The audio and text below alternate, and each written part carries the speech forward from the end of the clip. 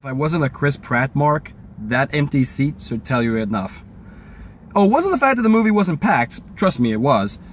But this is not a good movie. Nope. This is one of those movies where it's so bad it actually can be hilarious. I think maybe because this movie's tone is all over the place. One minute we got a destruction movie. Another minute it's, a monster movie. Another minute, it's a wannabe comedy with the monster.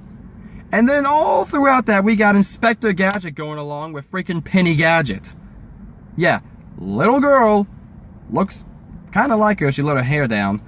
Basically, seeks out the bad guy's plan, finds the secret base, gets captured, proceeds to escape, alert the authorities, and then they get all the credit while she just basically sits back in the backseat of a car doing nothing.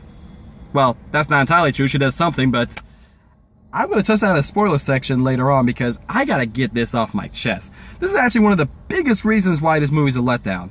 One, besides the fact that we've seen all this before, we've seen destruction movies and stuff getting wiped out. We've seen the animals in real life, like The Lost World. We've seen the park before in Jurassic World. So there's not really much new they add to this. Oh yeah, they add a new dinosaur, which basically looks like the old one if you shrunk it down and painted it black. And give it little spikes.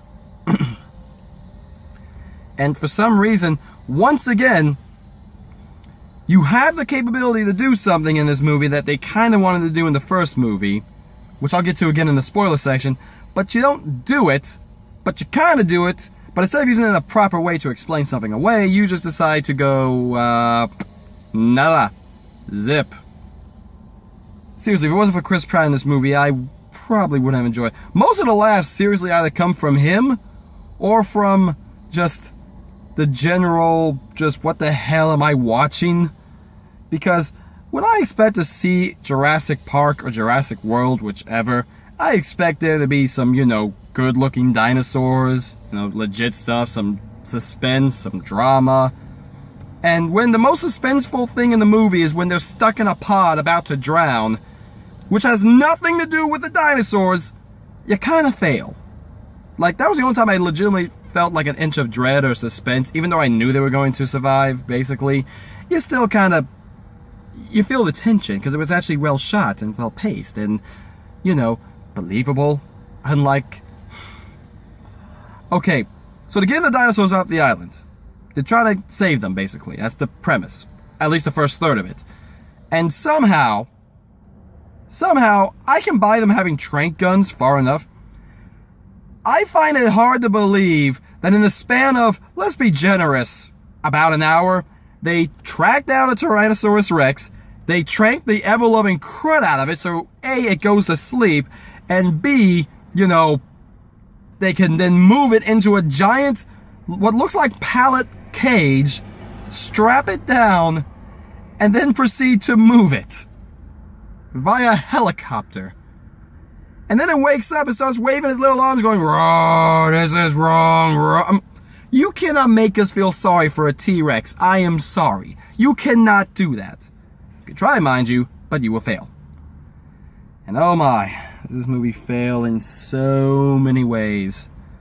Look, far be it from me to say if you like this movie that you shouldn't like it, because, once again, I was laughing when I shouldn't be laughing. There's a scene where, okay, the creature's called the Indoraptor. You could grab a D&D manual and come up with a better name than freaking that! Indominus Rex, Indoraptor. Here's another one, Badassaurus. The Kilocron. The Instadeath. The Cineraptor Cutasatus. Something random, like that you could pull from a Latin dictionary, so maybe it sounds at least more interesting than that. Seriously, Badassaurus. Get on that. But no, it's the Indoraptor because apparently it's bulletproof. Yeah, it's bulletproof, which we'll get to that in a little bit. So, guy comes up on the Indoraptor, wants to take his teeth, thinks it's tranked because it got hit twice. The bulletproof skin, whatever. So, the thing's got his head down like this and it's asleep. The guy comes in behind it right here, then opens his eyes. Just one eye. Like it's looking right at the camera doing that, yep. And then the tail comes up from behind him like a xenomorph. Basically taps him on the shoulder. I'm not joking.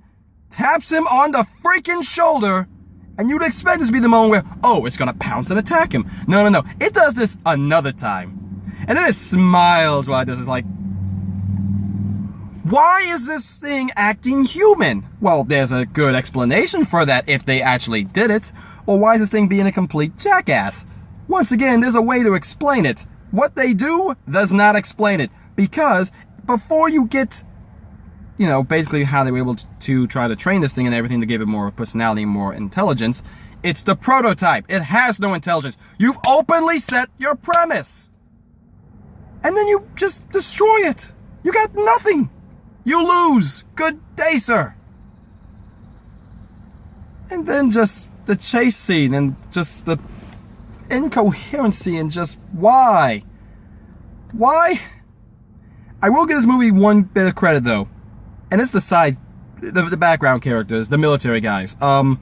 Each one of those guys looks intimidating as all get up, and I kind of want to hear their story. I want to hear Red Mohawk guy's story. I want to hear Crocodile Dundee look-alike, basically. Like, maybe it is Crocodile Dundee's brother. Or maybe, like, some of the crazy mafia people who show up. I'm like, the guy whose daughter wants a pet triceratops? I kind of want to know how that whole conversation went down. There's better stories in here that's not being told. Which you could if you want to make this an anthology series, but, man. And then way to waste your Jeff Goldblum. He was better in Hotel Artemis than he was in this, I can tell you that. Man. I can see why this is getting 50%. And you'll see why in a second, because before I jump into the spoiler, final thoughts. Unless you're a Chris Pratt mark, like me, don't see this movie. Wait for television, wait for Netflix. Best idea. Wait for when you can see it with a group of friends who is completely okay with just riffing this movie to shreds and then doing it that way. Because that is the best way to watch this thing, is with your friends, a couple of drinks, and just destroying this movie scene by scene. Because, okay, spoiler territory, guys. There has been something bugging me since the first Jurassic. If you are capable, and I mean this, if you are capable of taking old animal DNA and cloning it, why not do that with a human? And you could actually have an interesting story behind that. What it means to be a clone versus humanity. There's been a lot of stuff like that. Hell, Gantz even does it to some degree.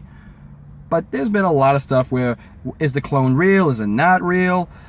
Who's truly alive? Does it have human rights? There's a lot you can do with this. Instead, you turn it into freaking Penny Gadget, and then just, out of nowhere, drop, you're a clone! Yeah, the little girl's a clone. She's a clone of the daughter from the old guy you see, who's not Hammond, but his partner. And that's why they split, basically, is because Hammond doesn't like human cloning, which, would make sense. But in this, nope, she's a clone. And the best way to say it is this. Don't you know what that girl is? Meanwhile, Chris Pratt and old girl at this point don't even know this kid. They found her crying in a corner because she found her grandfather dead. Basically goes, don't you know who that girl is? She's a clone. And Chris Pratt just goes, dude, I just met this girl. What? Explain. And then he just runs away. Like, you serve no purpose.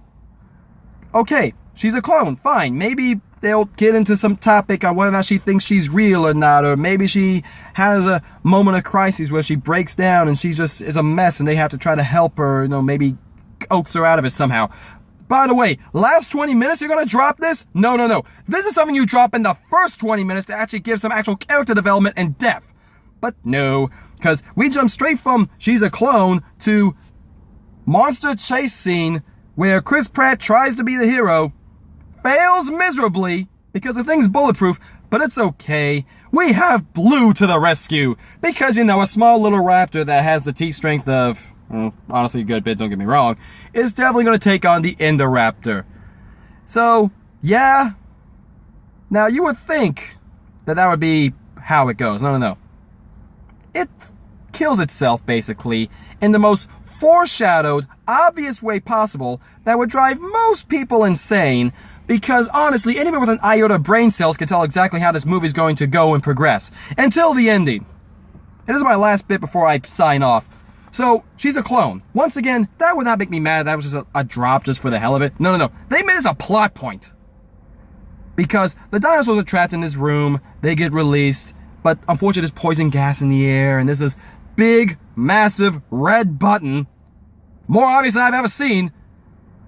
And if you hit it, the dinosaurs get released. So what? The grown-ups decide not to do it because releasing a bunch of dinosaurs onto an unsuspecting populace might not be a good idea, considering that the last time that happened, they killed God knows how many people. No, instead the girl goes, "They're alive, just like me."